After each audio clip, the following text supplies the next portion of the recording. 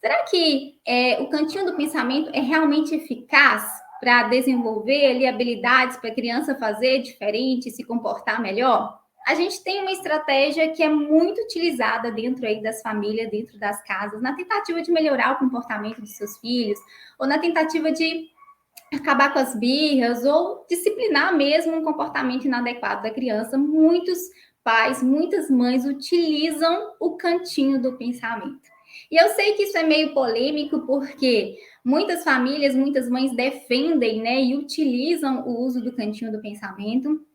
Outras famílias já não gostam, já acreditam que não faz sentido para eles. Outras mães já até desistiram de utilizar o cantinho do pensamento, porque de tanto utilizar e não ver efeito, já deixaram de lado essa estratégia como meio aí de disciplina. Castigo em si, ele é uma ferramenta utilizada como meio de educação, como meio de correção, como meio de disciplina, de uma forma muito enraizada na nossa cultura, tá?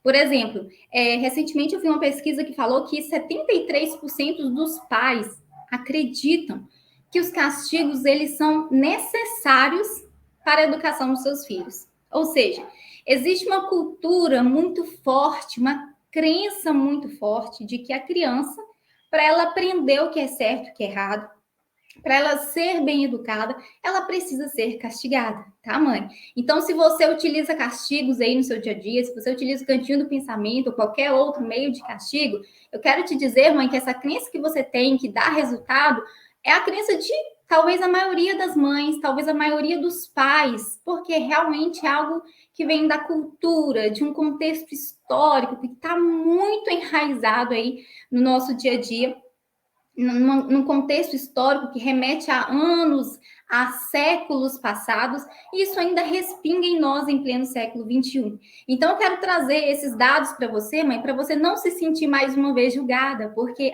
se você utiliza o castigo como meio de disciplina, você não está sozinha, tá? Inúmeras famílias, inúmeras mães, inúmeros pais, e eu também já utilizei desse espaço, já utilizei dessas ferramentas de castigo como meio de disciplina, e acreditava fielmente que eu precisava castigar a minha filha para ela aprender algo. Então você não está sozinha, mãe. Eu super te entendo esse espaço do porquê você também utiliza esse meio do castigo como ferramenta de disciplina, ok?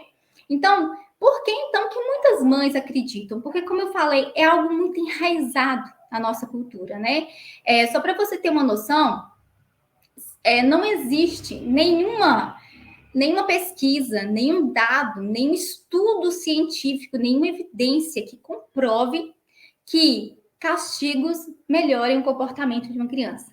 Que comprove que castigar uma criança é eficaz para ensinar ela o que é certo e o que é errado.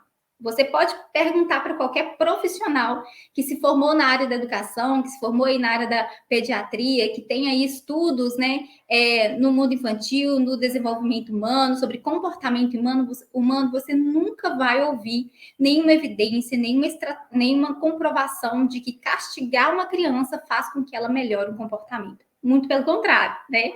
A gente tem evidências que provem o contrário.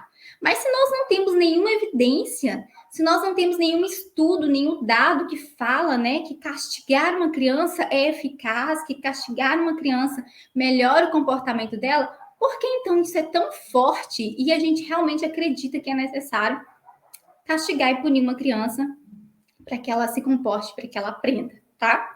Então, eu vou explicar para você aqui que existe uma questão, como eu falei, muito cultural, né? Que vem enraizado aí na nossa história. Então, por exemplo, na Idade Média, né? Por volta do século XV, XVI, por aí, o ensino, né? Ele era geralmente feito pelos religiosos, da Igreja Católica em especial daquela época, né? Então, era muito comum a Igreja Católica utilizar o castigo físico mesmo para expiação de pecados. A Igreja Católica, ela entendia que a punição física ajudava na purificação do corpo, ajudava ali para você ser purificado, para você eliminar ali o pecado do corpo da criança ou de qualquer ser humano. Então, a Igreja Católica, ela que cuidava da educação das crianças. Então, ali eram os principais mestres de educação. E eles tinham essa cultura, eles tinham essa crença de que a punição fazia com que retirasse o pecado do corpo da criança. Por isso que vem essa denominação do mau comportamento, tá?